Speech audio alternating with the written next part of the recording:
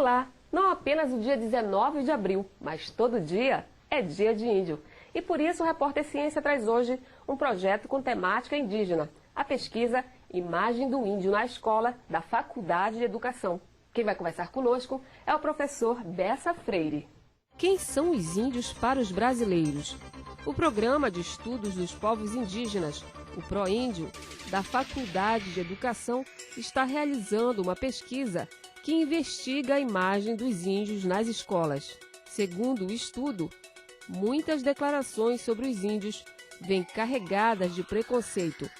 E a origem dessa visão distorcida é a escola.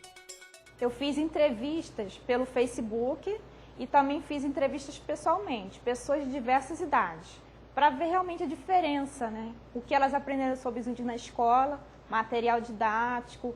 O que eu percebi que a ideia, o que a escola continua passando para essas pessoas é a mesma coisa. O índio que vive em oca, o índio que anda pelado, o índio que vive da subsistência, enfim.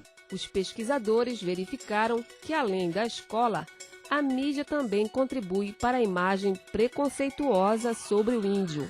Eu percebi o seguinte, para as pessoas idosas que não tinham muito estudo, né? Eles tinham uma visão mais positiva. Ah, o índio cuida bem da natureza, eu gosto muito da medicina indígena, meu avô usava ervas e ficava falando essas coisas assim. Já os mais jovens já tinham uma visão mais assim, ah, o índio é violento, ah, porque na televisão mostra e tal, ah, porque eu ouvi dizer no rádio, ah, porque eu vi na internet. Alberto Alvarez, índio Guarani, fala sobre a imagem dos índios nas escolas. Eu sou Alberto, meu nome em português, né? Em Guarani é Tupanaú, sou nascido e criado na aldeia indígena de Porto Lindo, no Mato Grosso do Sul. Né? A história fala ainda que o índio vive nu, os índios vivem na oca, os índios vivem caçando e pescando. Né? Mas na verdade não é assim, né? Porque nenhum português não escreve ainda antigamente como os peruvás de caminha. Né?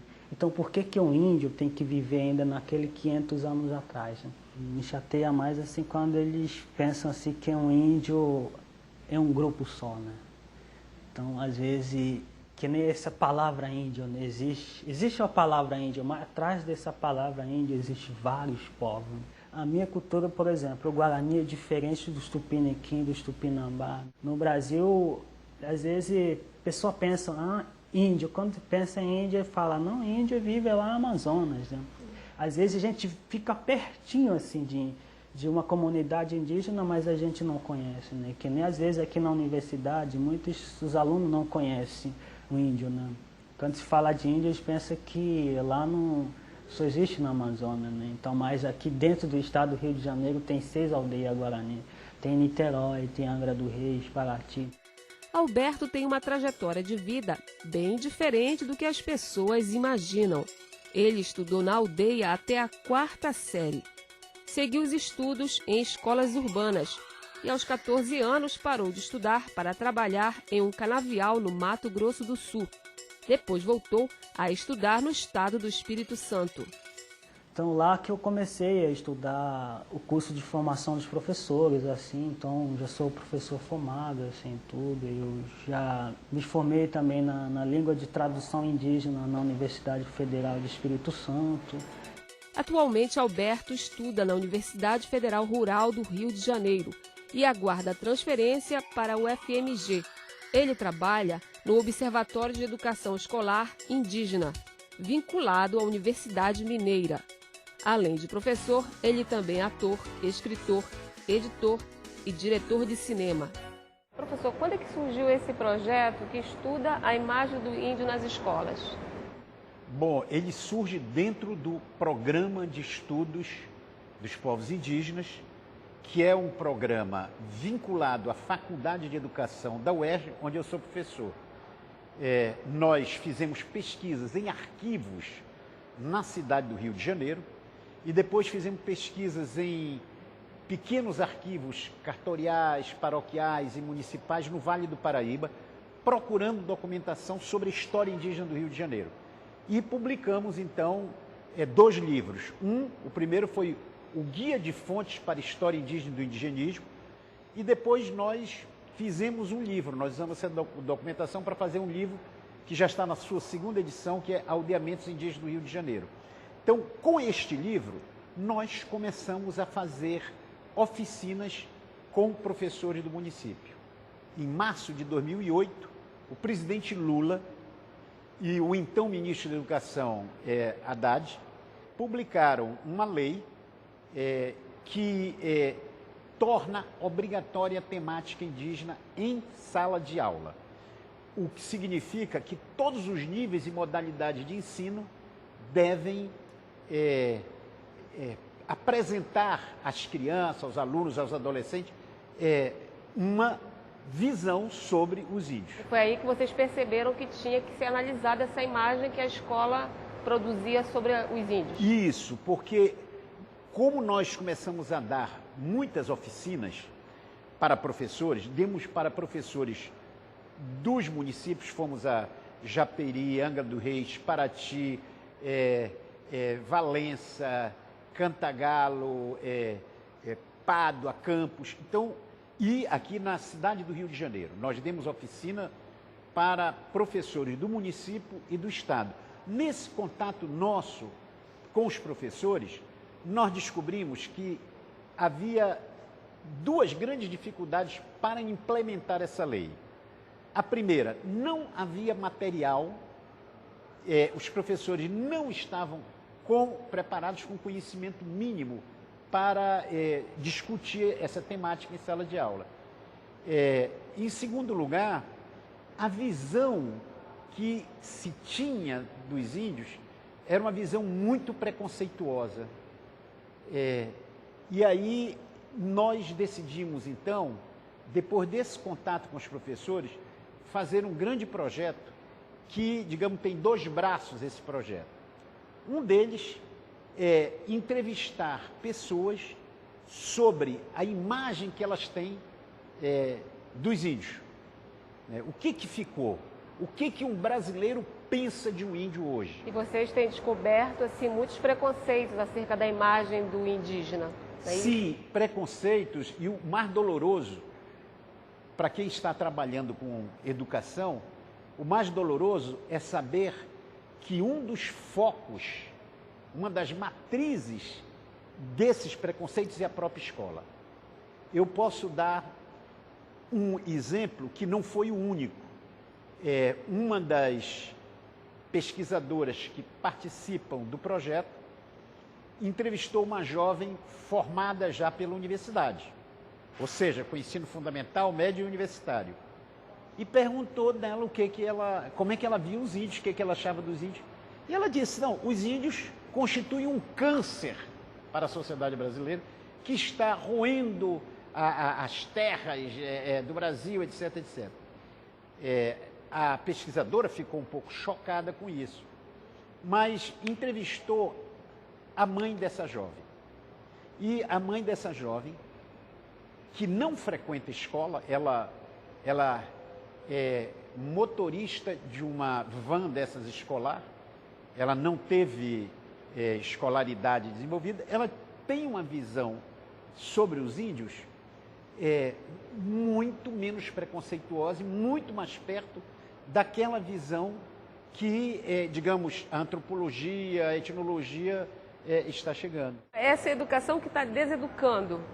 É isso, e mais, quer dizer, a mídia também tem contribuído para reforçar, porque os jornalistas são formados por essa escola, e eles vão e repetem um pouco. Então, a imagem dessa jovem que eu citei, universitária, cheia de preconceitos, depois de ter frequentado os 3 níveis de ensino, enquanto a mãe, que só frequentou o primeiro, não tinha preconceito, isso nos fez pensar o seguinte, que a escola estava sendo um dos focos desse preconceito.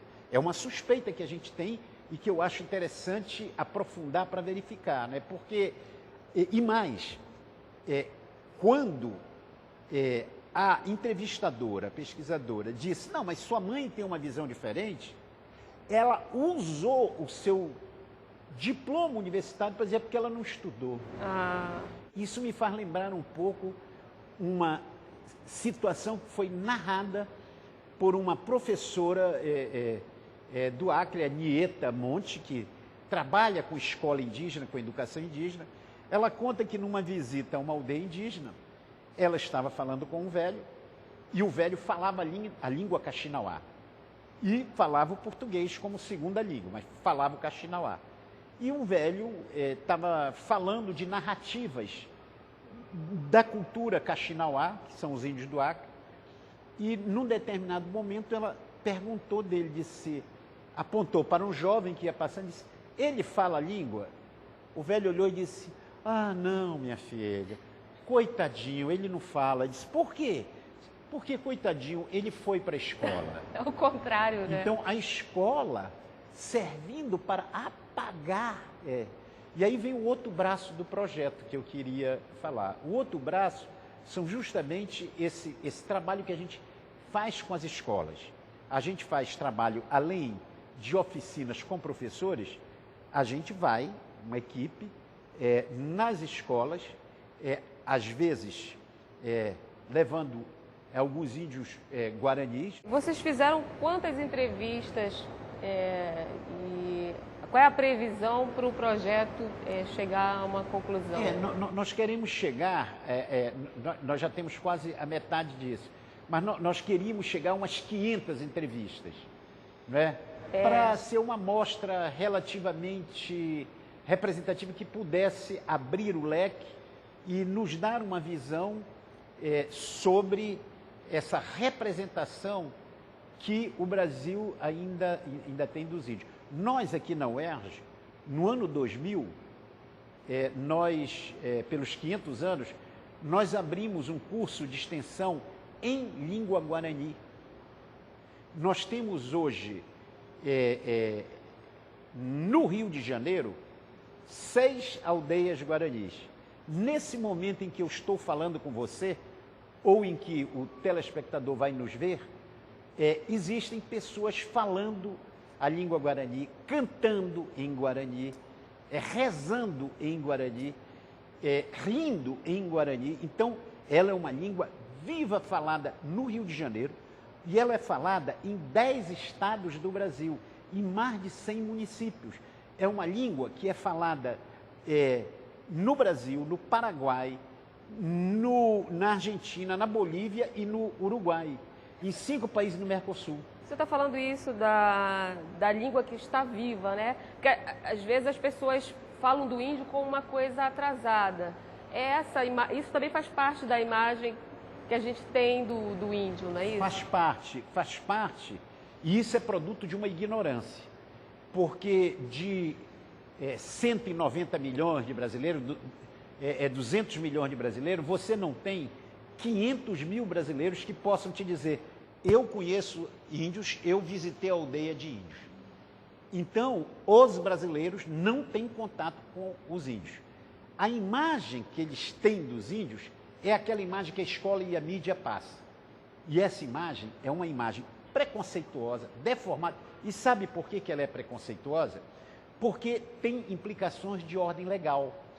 Porque a Constituição brasileira reconhece que aquelas terras habitadas tradicionalmente pelos índios, que o Estado brasileiro vai garantir aos índios que eles permaneçam nessas terras. Elas não são propriedade dos índios. As terras indígenas não são propriedade dos índios. São propriedades da União. O índio não pode vender, não pode dar como garantia, como qualquer proprietário poderia fazê-lo. Mas o Estado brasileiro diz, essa terra não é tua, é nossa, é da União.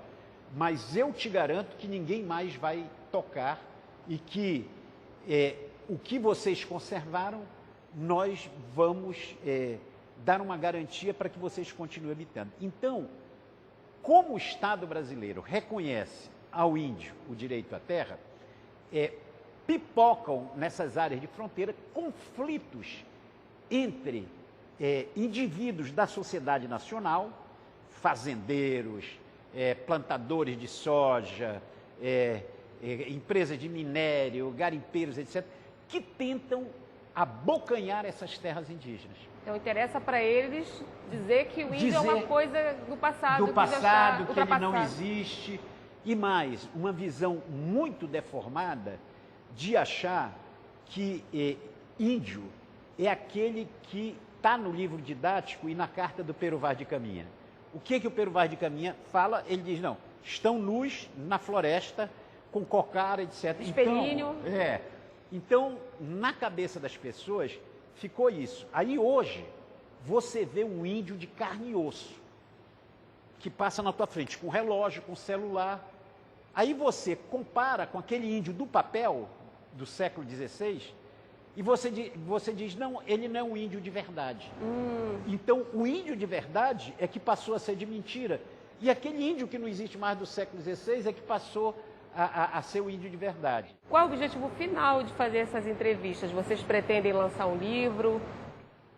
Olha só, nós pretendemos, com isso, fazer uma dos objetivos que deve ser de uma faculdade de educação como a nossa da UERJ, porque o programa pertence à Faculdade de Educação. Nós queremos interferir, contribuir para a formulação de políticas públicas na área de educação. Nós queremos dizer para o Ministério da Educação, para a Secretaria de Estado de Educação, para a Secretaria dos Municípios, nós queremos dizer, olha, isso daqui não está funcionando como devia, né? Nós queremos discutir alternativas para isso. Então, é um pouco nessa direção, é fazer com que aquele brasileirinho que vai entrar na escola sinta orgulho das matrizes formadoras indígenas. Obrigada, professor, pela sua participação aqui no Repórter Ciência. Eu é que agradeço. Obrigado. O Repórter Ciência fica por aqui. E para entrar em contato conosco, basta escrever para repórterciência@gmail.com. Até a próxima.